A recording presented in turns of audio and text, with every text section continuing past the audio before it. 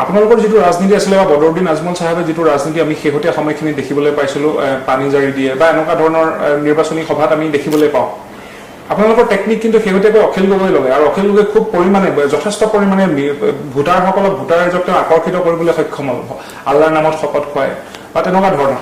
গতিকে ভাবে নেকি যে আপোনালোকৰ যিসমূহ পৃষ্ঠভূমি বা ক্ষেত্ৰভূমি আছে তাত অখিল গগৈ ডাঙৰীয়া এতিয়া ফেক্টৰ হৈ পৰিছে ক্ৰমান্বয়ে বা ৰাইজৰ দল ফেক্টৰ হৈ পৰিছে? চাওক, অখিল গগৈ অসমৰ ৰাজনীতিৰ কোনো ফেক্টৰ নহয়, স্পষ্টভাৱে লিখি ৰাখিব আপুনি আজি কথাটো। তেখেতসকলে ভাল ড্ৰামাটিষ্ট বা মানে ভাল এক্টিং কৰিব জানে, কিন্তু আৰু তেখেতৰ মাজতে অকণমান লৈছোঁ আপোনাক, বহু ৰাজনৈতিক বিশেষজ্ঞৰ মতে বা যিটো ৰাজনৈতিক মহলত খুব চৰ্চা হয় যে কংগ্ৰেছে ইমান সংখ্যক ভোটত বিজয়ী হোৱাৰ আঁৰৰ কাৰণ আৰু বদৰুদ্দিন আজমল চাহাব ইমান ভোটত পৰাজিত হোৱাৰ আঁৰৰ কাৰণ কিন্তু অন্যতম অখিল গগৈৰ সেই আল্লাহৰ নামত শপত খোৱা। আপোনালোকে নাভাবেনে অখিল গগৈ ডাঙৰ এতিয়াও ফেক্টৰ হোৱা নাই মাইনৰিটি এৰিয়াত? আমি এইটো একদম বিলকুল নাভাবোঁ। মোৰ সমষ্টিত গৈছিল, মিটিং কৰিছিল, তাতেও 10,000তকৈ বেছি মানুহ হৈছিল। কিন্তু এটা ৱাৰ্ড মেম্বাৰ আছে নেকি? এটা গ্ৰুপ মেম্বাৰ, এটা পঞ্চায়ত 10টা ৱাৰ্ড, এটা ৱাৰ্ড মেম্বাৰ আছে নেকি? ধুবুৰীত কেইটা ৱাৰ্ড মেম্বাৰ দেখিছে? বঙাইগাঁৱত কেইটা ৱাৰ্ড মেম্বাৰ জিকিছে? নগাঁৱত কেইটা ৱাৰ্ড মেম্বাৰ জিকিছে? মৰিগাঁৱত কেইটা জিকিছে? দৰঙত কেইটা জিকিছে?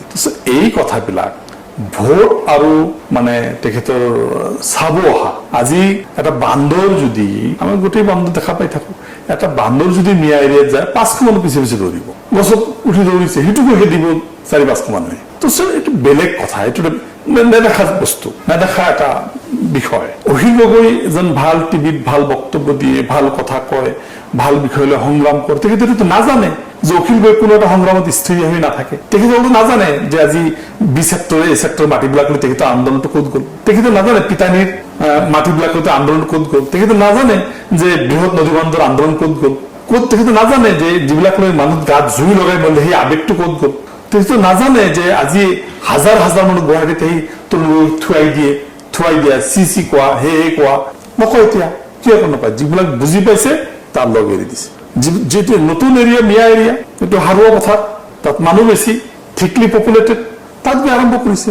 মই অখিল গগৈক বেয়া পাই কোৱা নাই, মোৰ ওচৰতে এছেম্বলিত বহে, যথেষ্ট ভাল, মোৰ লগত ব্যক্তিগত ৰিলেশ্যন ইউনিভাৰ্চিটিৰ জামানাৰ পৰাই ভাল। কিন্তু মই তেখেতক কৈছো যে তেখেতৰ যিটো নীতি আদৰ্শ কেতিয়াবা কেজৰিৱালৰ লগত, কেতিয়াবা হিৰণ ছাৰৰ লগত, কেতিয়াবা এগেইনষ্টত, কেতিয়াবা মানে আমাৰ অজিত বিহাৰৰ লগত, কেতিয়াবা নোহোৱা, আজি কংগ্ৰেছৰ ফেভাৰত, কালি কংগ্ৰেছৰ ডিছফেভাৰত, কেতিয়াবা লুৰিণৰ লগত, কেতিয়াবা তাৰ ডিছফেভাৰত। এটা স্থায়িত্ব ব্যক্তিত্ব এটা থাকিব লাগিব। বিৰোধ কৰিলেও তাৰ এটা নীতি কথা বা কথাৰ জৰিয়তে হ'ব লাগিব। যাক যেতিয়া ক'ব ধৰি দিব, পিছদিনাখন আকৌ গৈ সেয়াকে হাঁহিব।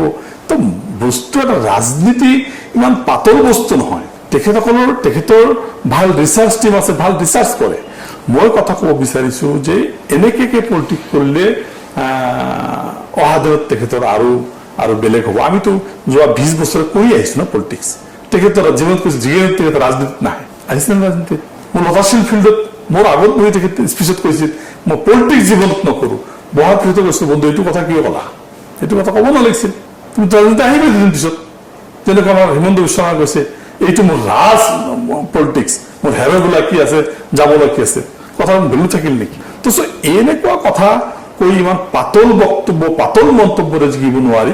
অখিল গগৈ ডাঙৰীয়াই যিখিনি কৰিছে সেইটোকে মই ইমান অৱজ্ঞাৰ দৃষ্টিৰেও নাচাওঁ।